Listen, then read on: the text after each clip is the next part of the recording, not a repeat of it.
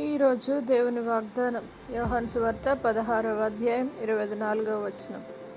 ఇదివరకు మీరేమియూ నా పేరట అడగలేదు, మీ సంతోషము పరిపూర్ణమగునట్లు అడుగుడి, మీకు దొరుకును. ఈరోజు దేవుడు మీతో వాగ్దానం చేస్తూ ఉన్నాడు.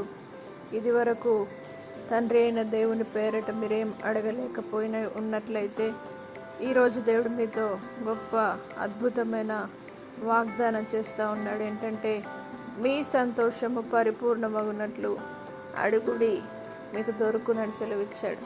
అడుగుడి మీకు ఇవ్వబడును, వెదుకుడి మీకు దొరుకునని వాగ్దానం చేసిన దేవుడు మీ సంతోషంను పరిపూర్ణంగా నిలిపే దేవుడు కనుక, అడిగినట్లయితే తప్పక అనుగ్రహించే దేవుడు మీతో ఉన్నాడు కనుక జయముతో ముందుకు సాగుతూ ఆయన పొందుకున్న ఆ సంతోషాన్ని మీరును పొందుకొని దేవుని సన్నిధిలో పరిపూర్ణులగునట్లు, దేవుని సన్నిధిలో ఆత్మపూర్ణంగా మనం అడిగినట్లయితే తప్పక దేవుడు మీకు అనుగ్రహిస్తాడు.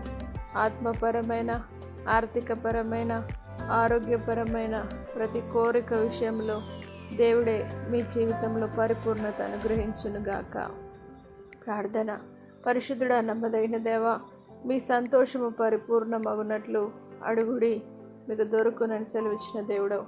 అడుగు ప్రతివాడు పొందుకునునని వాగ్దానం చేసిన దేవా, ఎంతమంది అయితే ఆత్మపరంగా దేవా కోరుకుంటూ ఉన్నారో వారందరికీ నాయన ఆత్మపరమైన కోరిక చేత నింపి, వాటితో పాటు సమస్తమును తండ్రి ఆర్థికంగా, ఆత్మీయంగా, ఆరోగ్యపరంగా వారిని ఆశీర్వదించి బలపరచండి దేవా. వారి సంతోషమును పరిపూర్ణంగా చేయండి.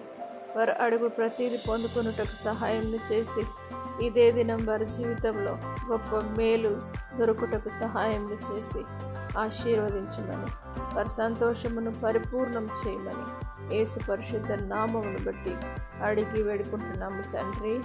ఆమేన్. దేవుడు మిమ్మల్ని దీవించునుగాక.